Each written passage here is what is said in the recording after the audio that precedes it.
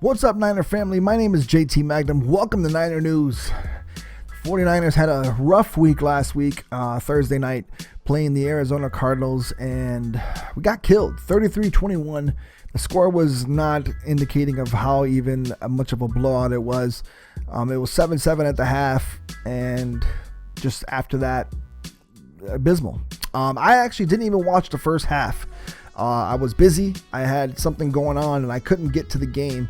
I was able to actually start watching it right at the end of the second half, at the end of the first half, and picked up right immediately after halftime. And the very first thing I see is a fumble by Chris Davis, who, gives it up, and Arizona scores off of, they were held to a field goal, but then they score off a Rashard Robinson penalty on, roughing the kicker. And of course, they give him pretty much an easy touchdown. They just basically let him have a touchdown. So it was 14-7 immediately.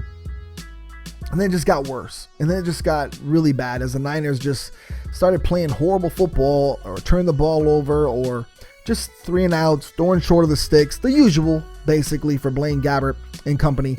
And I'm not going to talk about the game. The reason why I'm not going to talk about the game is because it was abysmal. It was abysmal to watch. It was horrible. As a 49er fan, you had to get angry again. Like, you have to be pissed. I don't think Arizona is that good. A lot of media and people were saying, this team is amazing. They shouldn't have started out 1-3, and I think they're an amazing team. They're finally playing well. I don't see them as that good, and I'm not trying to be a hater. It's just my opinion. And I don't see them as that good. I just think the 49ers are just playing so bad right now, and their players are just not being put in the correct positions to win, and they're not being coached correctly. I'm not taking a shot at Chip Kelly because I don't think it's his problem, but I don't think they're being coached correctly. I don't think the team is managed correctly, aka Trent Baalke, who we're going to get into in a second, and the team is not run correctly, aka Jed York. And it's trickling down. It's one of those trickle-down effects that just makes you angry as a fan. Just a few years ago, we were in NFC Championship games 3 straight years. And it's a testament, yes, to Harbaugh, but this is years in the making of mistakes after mistake after mistake that the 49ers did to themselves. And I think Harbaugh got out of there while he could, before it got really to the point where he would start losing games and people were going to say he's a horrible coach. I think Trent Baalke sabotaged the team. I think Jed York is just a money-hungry idiot who will do nothing and doesn't care about anybody else, doesn't care about us, doesn't care about us as fans. All he cares about is our money and us buying merchandise, which I'm wearing right now, and just, spending all the money they can on the 49ers. And he just reaps the benefits as he sits back and just never says anything. He says he wants us to hold him accountable, but then the idiot never says anything. And it's getting to the point now where I'm frustrated. This roster, do I think it's extremely horrible? No. But do I think it's great? No. And do I think it needs some revamping? Yes. I think there's a lot of good pieces in places, but at the same time, there's got to be holes to fill. And every year, the reason why I think we suck right now is because we're never addressing the holes. We only address the areas that we already are good at.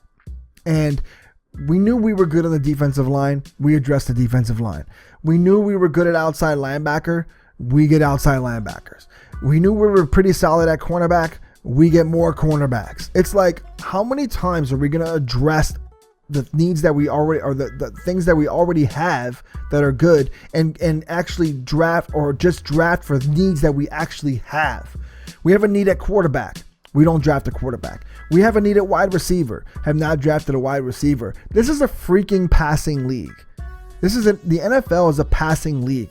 It's evolved. There's 3 wide receiver sets, 4 wide receiver sets. People are passing the ball everywhere. Brian Hoyer is passing the ball around the place for the Chicago Bears. Brian Hoyer. We need wide receivers, but they don't do it. They keep getting running backs. Why are we drafting running backs? Year after year after year with year, we're trying to run the ball. But you know what? We're not doing anything. We're not moving the ball. Why are we not moving the ball? Because people aren't scared of our passing game. If you're not scared of our passing game, why are they going to let us run the ball? It's pretty simple. It's pretty simple math. It's pretty simple offensive philosophy. It's pretty simple defensive philosophy. You know, they don't have a passing game, so just stack the box. They can't pass the ball, and it's on a regular player. So why would we sit back and let them run the ball? It's pretty simple. And it just baffles me that this guy, Trent Baalke, is still on our team, is still out of the draft, and still messing up our team, allowed to mess up our team. It's just ridiculous. There's a lot of guys. I'm going to go down their roster, and I'm going to name guys that need to get just cut, period. Just need to be cut, and I'll tell you why they need to be cut. Number one, Blaine Gabbert, he needs to be either cut, released, or just gone. I think we should keep Christian Ponder. I think we should trade Colin Kaepernick. Everybody going to hate me for it? I don't care. Do I think, I'm going to talk about this quarterback situation. Do I think Colin Kaepernick is the answer to Blaine Gabbert's problems? No. I think Colin Kaepernick, people were asking for him. Even I was asking for him. Do I think Blaine Gabbert is the best quarterback on this team? No. Do I think he's better than Colin Kaepernick? Maybe. But at the same time, Colin Kaepernick isn't our answer. Our answer is another quarterback. We need somebody else. Period. We need somebody else. We need either a veteran or a veteran and then sign a draft pick next year. Or I'm sorry, draft a draft pick next year at quarterback so the veteran can groom him in the next 2 years, aka Tony Romo and Dak Prescott this year, except for Dak Prescott's doing well. But if Tony Romo was there, then he'd be the one playing well. Dak Prescott be learning from him. Anyways, we need for Colin Kaepernick to just let him play this week. Let him see what he can do, but be careful what you ask for. Is all I'm saying. Do I want him to be successful? Yes, I would love it. For the love of God, I would love it. But at the same time, do I think he will be successful? No. I don't think Colin Kaepernick is the answer for us at quarterback. He's had the last 2-3 years to prove it. He hasn't done it. I don't care if he's been injured. I don't care what he's been doing. He hasn't been solid since that 2013 NFC Championship game where he almost beat the Seahawks, but then ruined it at the end with those three interceptions, three interceptions, whatever it was. He killed us at the end. We wouldn't have been in a position to win if it wasn't for him in that game, and I understand that. But at the same time, he blew that game, and ever since that game, he has not been the same. I don't know what it is psychologically or what happened, but he has not been the same, and that sucks because we all liked Colin Kaepernick. We all wanted him to be successful. We all thought he was going to be successful, but he hasn't been. He hasn't proved anything since then, and I don't think he's the answer. So we need to either trade for a quarterback. If anything, to be honest with you, at this point, I would trade for Phillip Rivers. I know people are gonna be like, what? Phillip Rivers? Yeah, Phillip Rivers, the guy who's doing amazing for San Diego that's blowing games right now.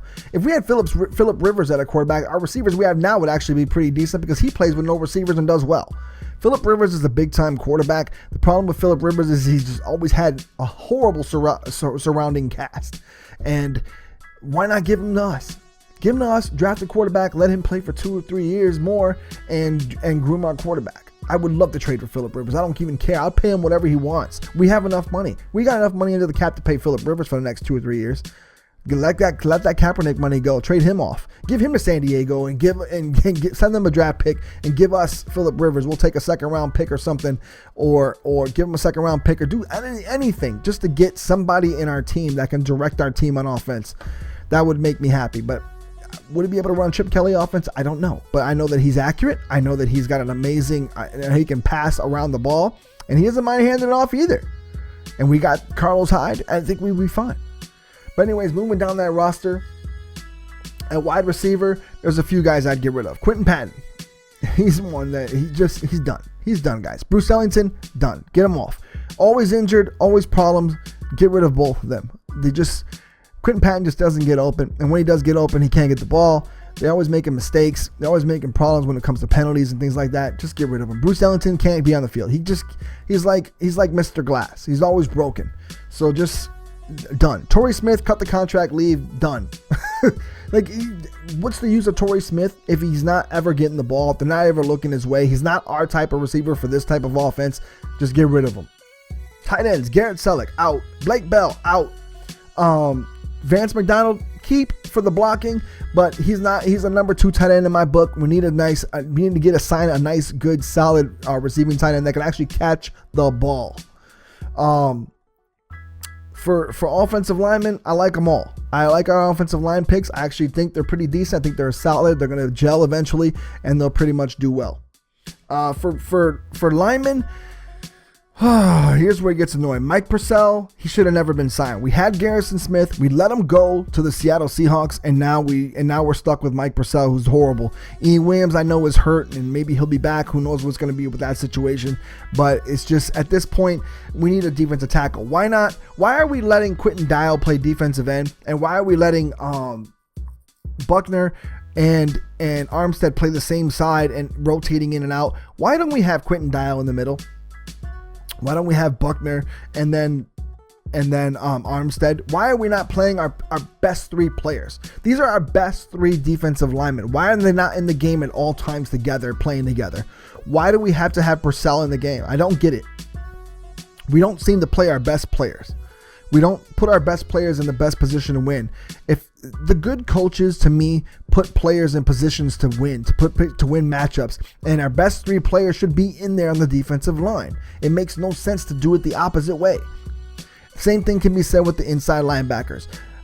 Navarro Bowman went down, and Trent Baalke has not drafted an inside linebacker.